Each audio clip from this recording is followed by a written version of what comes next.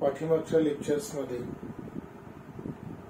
आपण 3 bit binary ripple counter पाहिलं होतं. म्हणजे त्यावेळेला आपण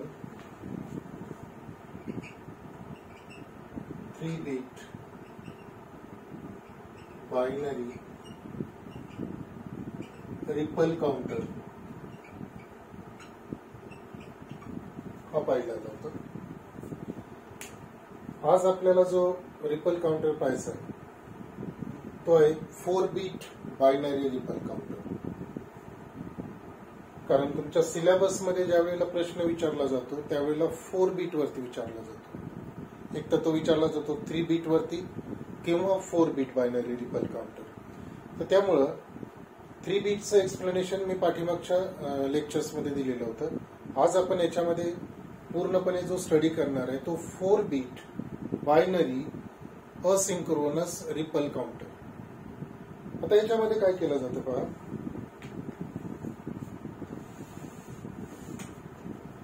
आज जो आपण पाहणार आहोत तो काउंटर आहे 4 बीट रिपल काउंटर. 4 बीट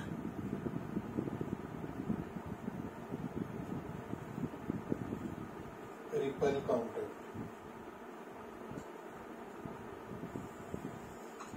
तर ज्यावेळेला तुम्ही 4 बीट रिपल काउंटर म्हणता त्यावेळेला प्रत्येक बीट साठी एक फ्लिप फ्लॉप आवश्यक असतो. म्हणजे याची जर डायग्राम तुम्हाला काढायची झाली तर ती डायग्राम काढताना काय करावं लागेल. प्रत्येक बीटला एक फ्लिप फ्लॉप. 3 बीट असेल तर 3 फ्लिप फ्लॉप्स असतात. 4 बीट असतील तर तुम्हाला 4 बीट फ्लिप फ्लॉप्स काय करावं लागतील इथं करावे लागतील. त्यामुळे सर्किट डायग्राम मध्ये तुम्ही पहिल्यांदा जो डायग्राम ड्रॉ कराल त्यावेळेला या पद्धतीनं 4 फ्लिप फ्लॉप काढून घ्या. पहिला फ्लिप फ्लॉप, हा जो असेल तो दुसरा फ्लिप फ्लॉप, हा असेल तिसरा फ्लिप फ्लॉप आणि हा असेल चौथा फ्लिप फ्लॉप. म्हणजे जर 4 बीट असतील तर काय करायचे 4 फ्लिप फ्लॉपचे बॉक्स पहिल्यांदा काय करा काढून घ्या. आता हे जे 4 फ्लिप फ्लॉप्स असतील तर ह्या 4 फ्लिप फ्लॉप्स कोणते असतात. तर पाठीमागच्या लेक्चर्स मध्ये पाहिलं होतं की जर काउंटर तुम्ही वापरत असाल तर त्यावेळेला जो फ्लिप फ्लॉप वापरला जातो तो असतो टी फ्लिप फ्लॉप. आणि टी फ्लिप फ्लॉप मध्ये काय असतं जे आणि के हे 1-1 असतं. म्हणजे इथं जे आपण फ्लिप फ्लॉप वापरणार आहोत ते जे आहे ते कोणते. पहिला असेल जे, दुसरा असेल के. नंतर हे 4च्या 4 फ्लिप फ्लॉप असतील जे के फ्लिप फ्लॉप. हे 4 फ्लिप फ्लॉप जे आपण वापरणार आहे ते जे के फ्लिप फ्लॉप वापरणार. म्हणजे इथे येईल जे, इथे येईल के, इथे येईल जे, इथे येईल के, हा येईल जे, इथे येईल के. त्याच्यानंतर कुठल्याही फ्लिप फ्लॉपला 2 आउटपुट्स असतील क्यू आणि क्यू बार. आपण हे जे फ्लिप फ्लॉप असेल ते इथं क्यू घेऊ, इथं क्यू बार, इथे येईल क्यू, इथे येईल क्यू बार. अशाच पद्धतीनं उरलेले जे 2 फ्लिप फ्लॉप असतील त्याचं आउटपुट जे असेल ते काय करायचं या ठिकाणी ड्रॉ करून घ्या. म्हणजे इथं जो फ्लिप फ्लॉप असेल तो असेल क्यू क्यू क्यू बार. हे 4 फ्लिप फ्लॉप पहिल्यांदा काय केले ड्रॉ करून घ्या. त्याच्यानंतर क्लॉक जे असेल ते पहिला जो फ्लिप फ्लॉप असेल त्याला डायरेक्टली अप्लाय करा. म्हणजे इथं जे तुम्ही क्लॉक अप्लाय करणार आहात ते क्लॉक काय करायचं फर्स्ट फ्लिप फ्लॉप जो असेल त्याला डायरेक्ट अप्लाय करा. आणि हे क्लॉक जे असेल ते काय असेल निगेटिव्ह एज ट्रिगर. मी पाठीमागच्या लेक्चर्स मध्ये सांगितलं होतं की निगेटिव्ह एज ट्रिगर याचा अर्थ काय करायचं. इथं तुम्ही बबल घ्यायचं आणि इथं ऍरो करायचं. याचा अर्थ काय की हे एज ट्रिगर्ड आहे आणि हा जो बबल असेल तो काय इंडिकेट करतो it is a negative edge trigger. म्हणजे हे जर क्लॉक असेल तर क्लॉकच्या निगेटिव्हला, ही निगेटिव्ह एज झाली ही झाली पॉझिटिव्ह एज, हे जे आउटपुट असेल ते क्लॉकच्या निगेटिव्हला काय करेल, स्टेट बदलेल. इथं निगेटिव्ह आलं त्यामुळं स्टेट बदलेल आणि म्हणून त्याला काय म्हणायचं, निगेटिव्ह एज ट्रिगर बबल द्यायचा. तर अशा पद्धतीनं काय करा, पहिल्यांदा हे जे क्लॉक असेल तो फर्स्ट फ्लिप फ्लॉप जो असेल त्याला काय करा, अप्लाय करा. त्यानंतर आपण हा रिपल काउंटर देतोय. रिपल किंवा असिंक्रोनस म्हटले. असिंक्रोनस आणि सिंक्रोनस मध्ये काय फरक आहे, तर असिंक्रोनस मध्ये क्लॉक जे असेल ते फर्स्ट फ्लिप फ्लॉपला दिलं जातं. फर्स्ट फ्लिप फ्लॉपचं जे आउटपुट असेल ते सेकंड फ्लिप फ्लॉपच्या क्लॉकला दिलं जातं. म्हणजे इथं जर आपण पाहिलं हा जो क्यू असेल ते क्यू आउटपुट जे असेल ते काय केलेलं आहे, दुसरा जो फ्लिप फ्लॉप असेल त्याचं क्लॉक म्हणून दिलेलं आहे. जे क्यू आउटपुट असेल ते हा फ्लिप फ्लॉप असेल त्याचं क्लॉक म्हणून दिलेलं आहे. याचं जे आउटपुट असेल ते नेक्स्ट फ्लिप फ्लॉपचं काय केलेलं आहे, क्लॉक म्हणून दिलेलं आहे. त्याच्यानंतर हे जे आउटपुट असेल ते नेक्स्ट फ्लिप फ्लॉपचं काय घेतलेलं आहे, क्लॉक म्हणून दिलेलं आहे. म्हणजे रिपल किंवा असिंक्रोनस मध्ये काय केलं असतं, clock is directly applied to the first flip flop and each flip flop is triggered by its previous output. म्हणजे पाठीमागचा जो फ्लिप फ्लॉप असेल त्याचं जे आउटपुट असेल ते काय केलेलं आहे, पुढच्याच्या इनपुटला दिलेलं आहे. तर हे या पद्धतीनं कनेक्ट केलं जातं. त्यानंतर आणखी दोन इनपुट्स राहिले. हे जे दोन इनपुट्स आहेत कोणते, तर जे आणि के ही जी इनपुट्स असतील ते काय करायचे, या पद्धतीनं कनेक्ट करून घ्या. हे जे जे आणि के इनपुट्स असतील प्रत्येक फ्लिप फ्लॉपचं जे आणि के हे काय करायचं, या पद्धतीनं जोडून घ्या. इथं कनेक्शन आहे, जे आणि के काय करायचं, या पद्धतीनं कनेक्ट करा. इथं जे आणि के जे असेल ते या पद्धतीनं कनेक्ट करा. इथं जे आणि के जे असेल ते या पद्धतीनं कनेक्ट करा. हे जे असेल ते प्लस व्हीसीसी किंवा त्याला आपण लॉजिक 1 असं म्हणतो. तर प्रत्येक फ्लिप फ्लॉप जो असेल त्याचा जे आणि के काय करायचं, 1 ला कनेक्ट करून घ्या. ठीक आहे. आणि आणखी इथं जे दोन इनपुट्स असतील ते असतील प्रीसेट आणि क्लिअर. ती मी या ठिकाणी मुद्दाम दाखवत नाही कनेक्शनच्या साठी. इथं असतं क्लिअर, वरती असतं प्रीसेट. तर इथं ही जी डायग्राम आहे ही काय झाली, याला आपण ए म्हणू, 4 बीट असिंक्रोनस बायनरी काउंटर झाली याची डायग्राम. आता आपल्याला काय करायचं की याची वेव फॉर्म ड्रॉ करायची. तर वेव फॉर्म ड्रॉ करायचे असतील तर पहिल्यांदा याचं वर्किंग आपल्याला पाहणं आवश्यक आहे. वर्किंग जर पाहायचं झालं तर तुम्हाला दोन पद्धतीनं पाहता येतं. एक याचे वेव फॉर्म जे असतील त्या स्वरूपात आणि दुसरं याचं ट्रूथ टेबल. की ट्रूथ टेबल म्हणजे काय की प्रत्येक क्लॉक पल्सला आउटपुट काय येतात. इथं आउटपुट्स कोणकोणते, हे जे आउटपुट असेल या ठिकाणी पहिला जो फ्लिप फ्लॉप असेल त्याला आपण ए म्हणू. त्याचं जे आउटपुट असेल ते काय येईल ए. दुसरा जो आहे त्याला आपण बी म्हणू, त्याचा आउटपुट येईल बी.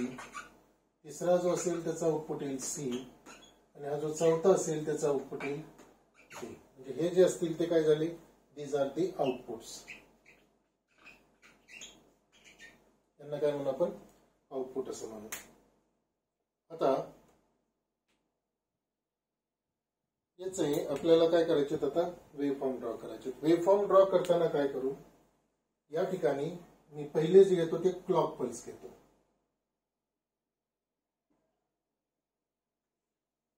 इथं काय करू, क्लॉक पल्स घेऊ. इथं घेण्याच्या ऐवजी आपण या साईडला घेऊ, म्हणजे वेव फॉर्म आपल्याला व्यवस्थित ड्रॉ करता येईल. तर इथं जी पल्स घेतलेली ती कोणती, क्लॉक. आता ही जी क्लॉक पल्स असेल तर ती या पद्धतीनं राहते. क्लॉक पल्स काय होते, या पद्धतीनं बदलत जाते.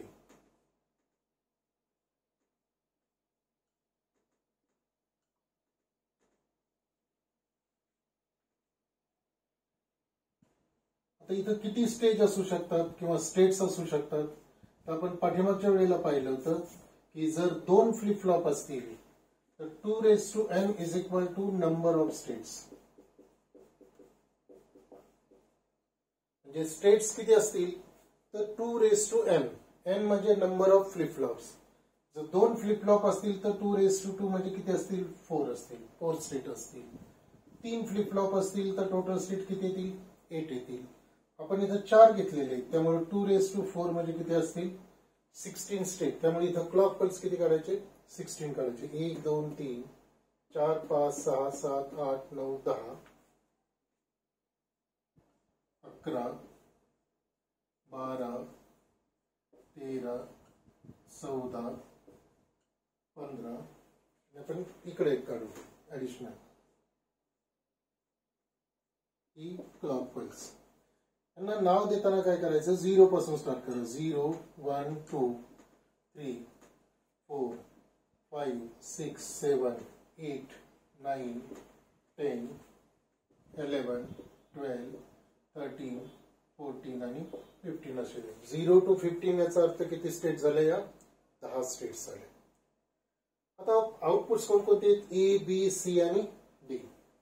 इथं आपल्याला काय करायचं इथं A output D output C output आणि इथं काय करू आपण डी आउटपुट घेऊ. आता ज्या वेळेला ही तुम्ही आउटपुट्स घेणार आहात त्यावेळेला एक कंडिशन नीट पहा. इथं आपण काय केलेलं की प्रत्येक फ्लिप फ्लॉप मध्ये जे आणि के 1 घेतलेलं आहे.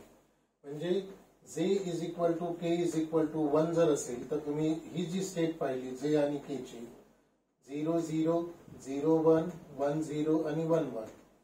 0 0 असेल तर output will remain in the last state.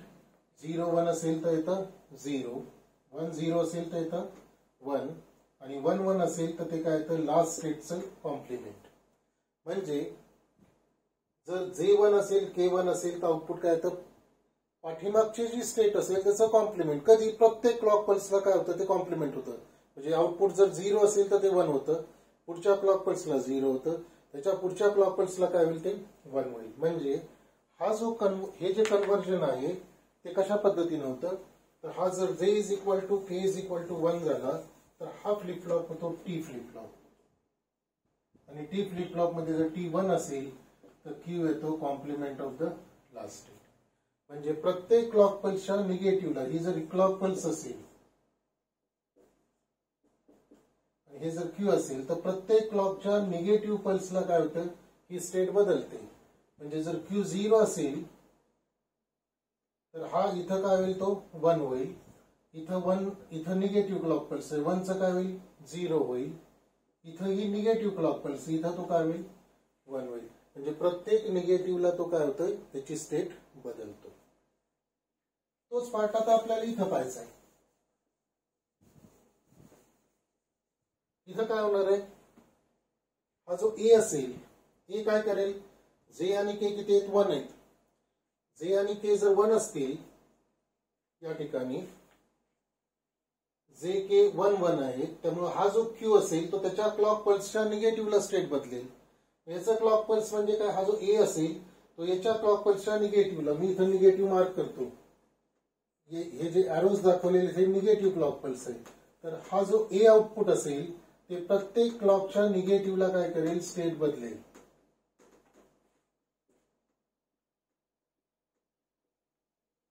बरोबर आहे. म्हणजे पाहता इथं हा जो ए असेल इनिशियली काय करू सगळे 0 घेऊ. ए 0 होता तो कुठं स्टेट बदलेल इथं. बरोबर आहे. नंतर पुन्हा निगेटिव्ह म्हणजे इथं. म्हणजे प्रत्येक निगेटिव्हला तो काय करेल स्टेट बदलेल. प्रत्येक निगेटिव्ह मार्क करायचं आणि या पद्धतीनं वेव फॉर्म ड्रॉ करायची.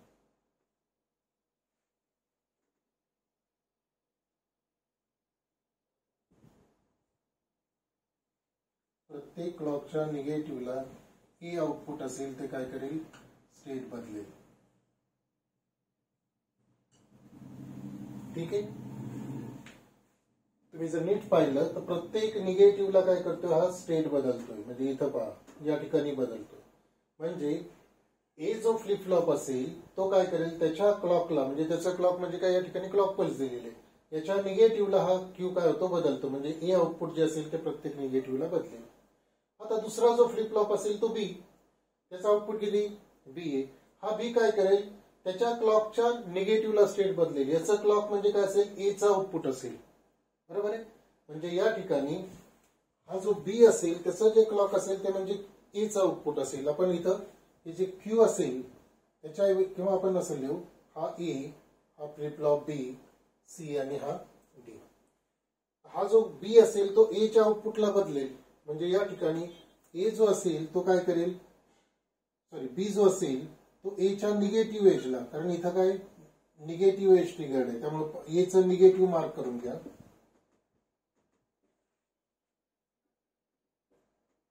हे निगेटिव्ह मार्क केले आणि मग बी जो असेल तो प्रत्येक ए च्या निगेटिव्हला स्टेट बदलेल. म्हणजे इथं निगेटिव्ह आलं स्टेट बदलली, हे तसंच राहील.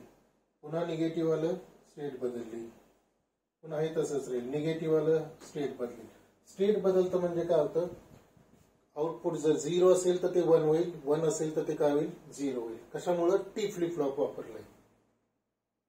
इथं 1 चं 0, इथं 0 चं 1. या पद्धतीनं हे जे बी आउटपुट असेल ते काय होईल तयार होईल. म्हणजे बी जो असेल तो ए च्या निगेटिव्हला काय करेल स्टेट बदलेल. आता C flip flop. C flip flop काय, सी फ्लिप फ्लॉपचं इनपुट क्लॉक पल्स कोणती, बीचं आउटपुट. त्यामुळे सीचं जे आउटपुट असेल हे सी ते कधी बदलेल, या क्लॉकच्या निगेटिव्ह एजला. म्हणजे बी आउटपुट जे असेल, बी फ्लिप फ्लॉपचं जे आउटपुट असेल त्याच्या निगेटिव्हला. बी फ्लिप फ्लॉपचं आउटपुट निगेटिव्ह इथं आहे, इथं आहे, इथं आहे आणि इथं असेल. त्यामुळं हा जो बी असेल तो स्टेट बदलेल. हा जो स्टेट बदलेल ते या पद्धतीनं, सी जो असेल फ्लिप फ्लॉप त्याचा आउटपुट बी च्या निगेटिव्हला. म्हणजे हे सी आहे, इनिशियली सगळे 0 घेतले, इथं बदलणार नाही कारण हे पॉझिटिव्ह आहे. इथं गेल्यानंतर इथं बदलेल, ते किती होईल 1 होईल. इथं बदलेल कारण हे निगेटिव्ह आलं, हे निगेटिव्ह आहे त्याच्यामुळे परत इथं बदलेल आणि हे इथं बदलेल. म्हणजे बी फ्लिप फ्लॉपच्या निगेटिव्हला हा जो सी फ्लिप फ्लॉप असेल तो स्टेट बदलेल. त्याच्या पुढचा जो फ्लिप फ्लॉप आहे तो डी. डीचं जे आउटपुट असेल ते काय होईल, त्याच्या क्लॉक इनपुटला बदलेल. त्याचा क्लॉक इनपुट म्हणजे काय सीचा आउटपुट. त्यामुळे सीच्या आउटपुटचं निगेटिव्ह मार्क करून घ्या. हे निगेटिव्ह आणि हे निगेटिव्ह. निगेटिव्हला सीच्या निगेटिव्हला डी आउटपुट काय होईल टॉगल होईल किंवा बदलेल. इनिशियली 0 असेल तर ते 0च राहील. इथं बदलणार नाही कारण हा पॉझिटिव्ह आहे, आपल्याला कोणता पाहिजे निगेटिव्ह पाहिजे. त्यामुळं इथं निगेटिव्ह आलं की ही स्टेट बदलेल. 0चं काय होईल 1 होईल. हे 1 जे असेल ते असंच राहील, इथं बदलणार नाही कारण हे पॉझिटिव्ह एज आहे. हे निगेटिव्ह एज याचा अर्थ इथं काय होते 1 चं 0 होते म्हणजे इथं स्टेट बदलेल. समजतंय. म्हणजे एचं जे आउटपुट असेल ते क्लॉकच्या निगेटिव्हला बदलेल, बीचं जे आउटपुट असेल ते ए च्या निगेटिव्हला बदलेल, सीचं जे आउटपुट असेल ते बी च्या निगेटिव्हला बदलेल आणि डीचं जे आउटपुट असेल ते सी च्या निगेटिव्हला बदलेल. म्हणजे प्रत्येक फ्लिप फ्लॉप त्याचं जे क्लॉक पल्स असेल त्याच्या निगेटिव्ह स्टेटला बदलते. म्हणजे बी याच्या निगेटिव्हला म्हणजे सी च्या आउटपुटला, सी याच्या क्लॉकच्या निगेटिव्हला म्हणजे बी च्या आउटपुटला, बी याच्या क्लॉकच्या निगेटिव्हला म्हणजे ए च्या आउटपुटला आणि ए जो असेल तो क्लॉकच्या निगेटिव्ह एजला काय करेल स्टेट बदलेल. तर हे झाले वेव्ह फॉर्म्स. आता या वेव्ह फॉर्म्स मधून आपल्याला ट्रूथ टेबल तयार करायचं. आता ट्रूथ टेबल तयार करताना कशा पद्धतीने केले ते पहा. ज्या वेळेला ही क्लॉक पल्स 0 आहे, मी इथं ट्रूथ टेबल घेताना काय करतोय इथं काउंट लिहितो ए बी सी आणि डी. ऑर्डर मात्र नीट लक्षात ठेवा.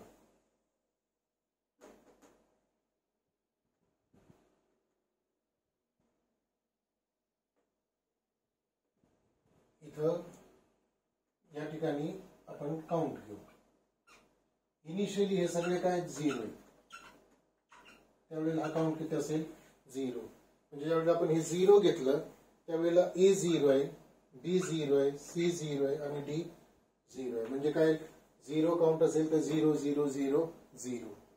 त्याच्यानंतर काय होतंय ज्यावेळेला हा 1 काउंट येतो त्यावेळेला काय होईल 1 0 0 0. हाय पल्स म्हणजे 1 म्हणायचं. 1 0 0 म्हणजे ए 1 झाला आणि बाकी 3 0 आहे. म्हणजे पुढच्या क्लॉक पल्सला ए 1 होईल, बाकी 3 काय होतील 0 होतील. नेक्स्ट क्लॉक पल्सला काय 0 1 0 0 म्हणजे 0 1 0 0 ही काय होईल second clock pulse. Second clock pulse याचा अर्थ इथं किती येते 3 येते. नंतर थर्ड क्लॉक पल्स जे असेल ती इथं किती येईल 1 1 0 0 म्हणजे येईल 1 1 0 0 हा काउंट आला 3. कुठला इथला काउंट आपण 0 पासून स्टार्ट केलेली आहे ही गोष्ट मात्र लक्षात ठेवा. त्याच्यानंतर येईल 0 0 1 0 म्हणजे इथे येईल 0 0 1 0 त्यावेळी काउंट येईल 4.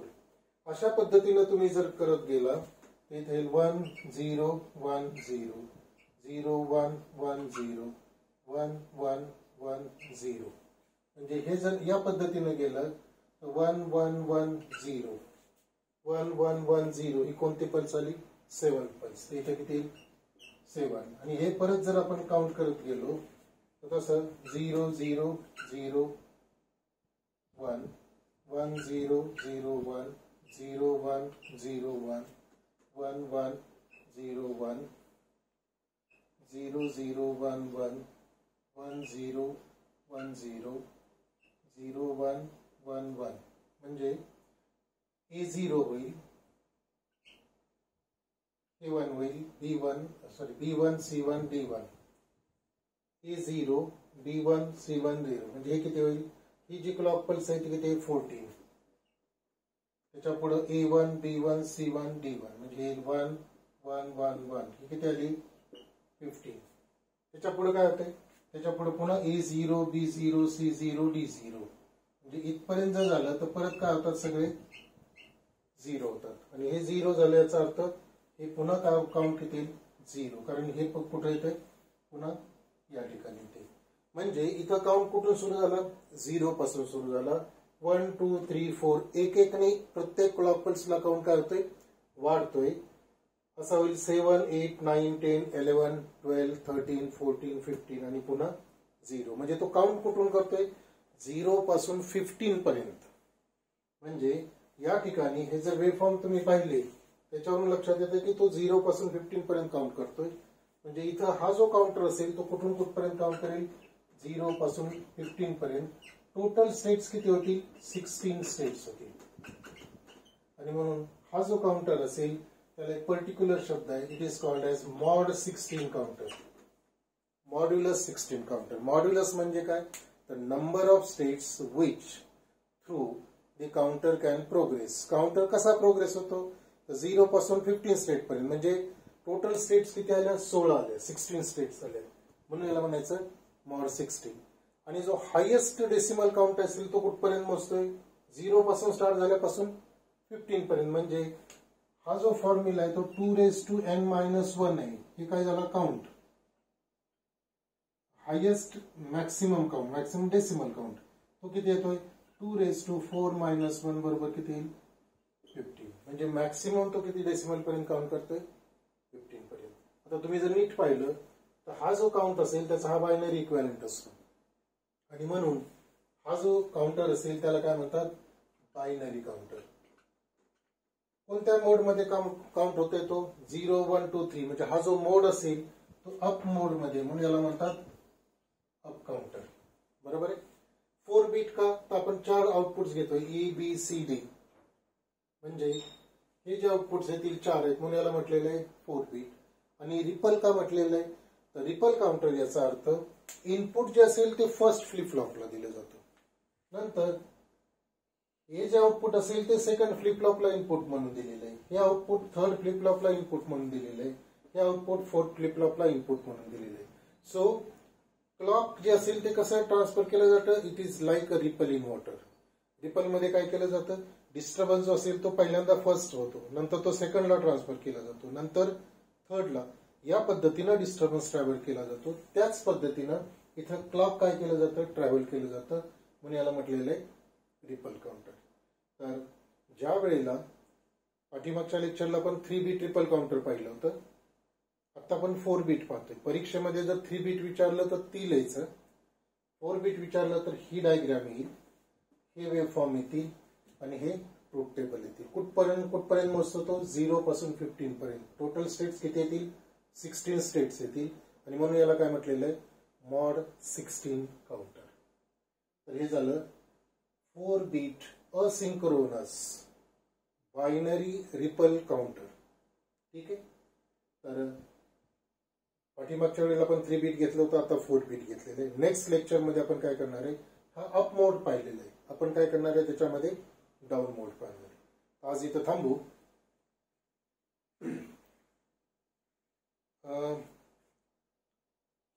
हे जे आपण युट्यूबवरती व्हिडिओ टाकतोय किंवा तुमच्या गुगल क्लासरूमला ज्या लिंक देतोय, तर काय करा, तो जो चॅनल असेल त्याला तुम्ही सबस्क्राईब करा.